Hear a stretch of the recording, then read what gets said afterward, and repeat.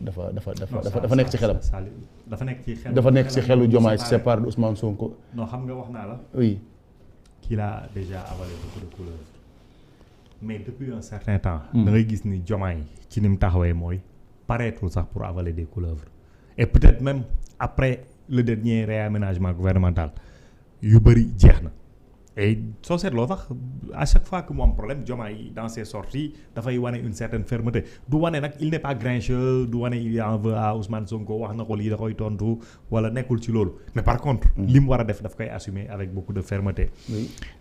Fallou xam nga wax dëgg yàlla lii dëgg tey dëgg mooy au regard de l'histoire politique de ce pays et du monde ànd bii mënul dem loolu mooy dëgg.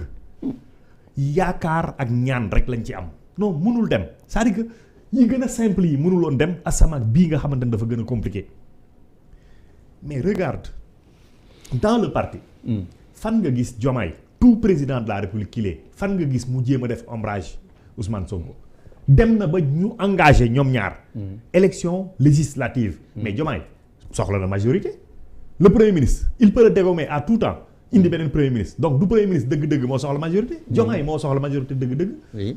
assemblée bi ñuy def élection bi gis nga la coalition de Diomaye fële lañ ko teg. wax ma kan la Diomaye imposé ñu dugal ko ci liste bi. donc lii cëru Ousmane Sonko mu moom ko ci parti bi daf ko bàyyee ba mu jeex takk. gouvernement. ñoom Ousmane Sonko moo ko doon bàkkoo ñoom dañu am gis-gis ci rôle premier ministre. dafay assumer la plénitude de la fonction.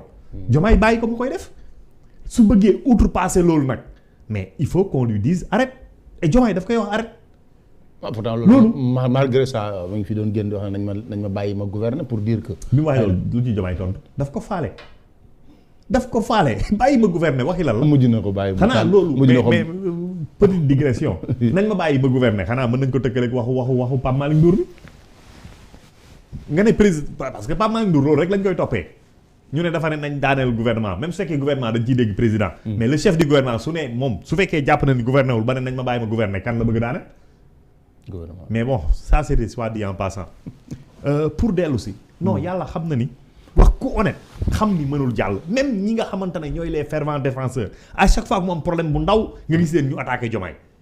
waaye moom dañuy mel comme ay yamb ci kawam ci Facebook ci internet bi fu nekk. attaqué Diomaye parce que xam nañ ni. mënul jàll mënul nekk. parce que dañ naan Diomaye dafa bëgg a neex ñëpp quoi te. il ne comprend pas qu'il y a beaucoup de. mais Diomaye de gens qui veulent l'isoler de parce que dafa ilif ñëpp. loolu mooy cëru Diomaye dafa ilif ñëpp. sénégalais bu d'accordul ni Diomaye sa kilifa la tu es en faute. Diomaye kum bedd ci sénégalais yi il est en faute. waaw donc loolu il faut ñu accepter ko moom consensus bi muy ut clivant wul. il ne travaille pas comme ni ko Abdourahmane Diouf waxee il ne travaille pas pour 54% des Sénégalais. dafay travailler pour tous les Sénégalais. et dafa wax 2 grands projets qu'il a par-dessus tous les projets. réconcilier les Sénégalais. et les réconcilier avec la justice. loolu bokk na ci lii indi problème yi. d'accord alors président yàlla sax si Abdourahmane Diouf sa sortie alors Abdourahmane Diouf il a plus ou moins répété la même chose que le président avait dit. en disant que le président doit prendre ses responsabilités et mi ngi koy jël ça parce que nous avons une société clivante boo xam ne nit ñi dañoo xuloo président dafa bëgg ñëpp nekk benn donte loolu entraver le travail de la justice mais président si foofu la war a nekk parce que gouverner wul pour un parti dafay yor réew mi pour Sénégal yëpp mais dañu gis bi mu ko waxee ba pare rek tollé bi nga xam ne moo dal si moom plusieurs responsables de Pastef dañu génn attaqué ko même certains de la société civile jàpp ne ni mu waxe mooy nañu jël affaire ñi faatu woon teg ko fële ngir juboo alors que juboo boobu mënul am te justice amul d'abord beneen bi tam am ñu gis ne sorteem bi dañ ciy jànge ne aujourd'hui que ce soit surtout dans le gouvernement il y a des ministres yoo xam ne Diomaye la ñu gën a jege ñenn ñi Sonko la ñu gën a jóge dafay firndeer ne jafe-jafe dafa am si au sommet de l'État est-ce que gis-gis boobu nga si am mais aussi waxi Abdourahmane Diouf ji ak tollé bi nga xam ne moom la créé. wax nga sànq ne Moustapha Diop nee na. ñoom ñaar bu ñu jotee dafa fekk xamuñu woon li ñu doon xeex ñoom. man damay retourner est-ce que Sénégalais yi ñoom bi ñuy xeex pour Ousmane Sonko à partir du mortel combat. ba 89 dees yi est-ce que xamoon nañ li ñuy xeex. yaakaar am yaakaar ah. yaakaar ci. ci li nga dëkk. diggante ñaari nit yu làqatu def seen xuloo rek après ñu ñëw xeex 89 morts. foofu la xeex bi commencé ah. non moo xeex mais li tax Sénégal yi génn xeex laa mooy.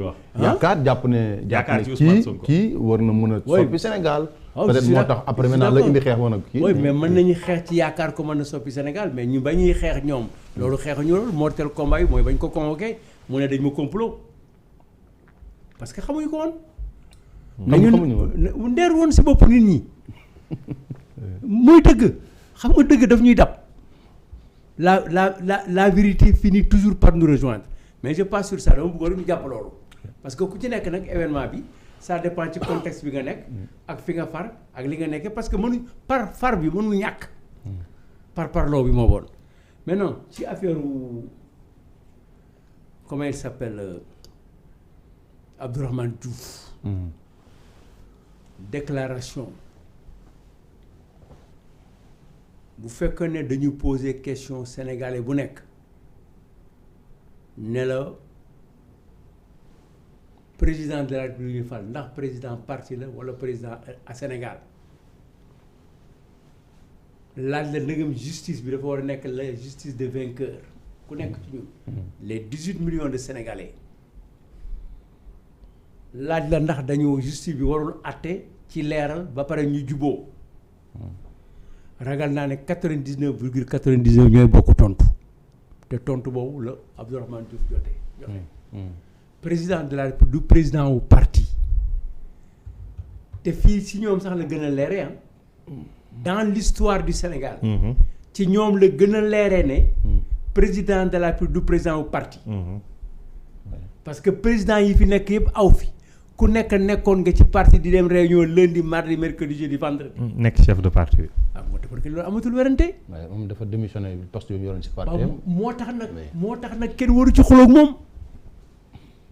Sénégal yi dañuy xam ne képp ku leen wax ne moom dafa faralul parti président ñëpp la kooku daf leen nax parce que loolu du bëgg-bëggu Pastef bëgg-bëggu Pastef moo doon président de la République du nekk secrétaire général du parti du bokk ci parti. waaw loolu lañu yàgg a wax moom. ah man nag seen wax laay waxaat. waaw ñoo ko yàgg a wax de. waaw ngoonte woon léegi boo ko nit waxee. ñu bokk ci saaga 72 heures tooñ nañ ko. wala waaw. C'est ça la réalité. Donc ma passé bi ci des gouverner. pour nga gouverner mënuloo gouverner ay ak yow rek. gouverner man kenn pour ñi ma ànd rek mënul nekk. surtout nag bu fekkee ne ñi nga àndal dàqu ñu jàng ci réew mi ëpp ñu fi xam-xam ëpp ñu fi expérience te yàlla dogal na ñaari président yi am ak premier ministre ñoo gën a inexpérimenté dans l'histoire politique du Sénégal ci ñi ko jiite. loolu moom kenn sañu ko fi wet du ñu Senghor Mamadou Dia du ñu Abdou Diouf Senghor du ñu Abdou Diouf Habib Thiam du ñu Abdou Amadou Lamine Loum du ñu Abdoulaye Wade Idriss Seck du ñu Abdoulaye Wade Macky Sall du ñu Abdoulaye Wade Hadjibou Soumaré du ñu Abdoulaye Wade Abdoulaye Diop d'accord ci li ma la wax.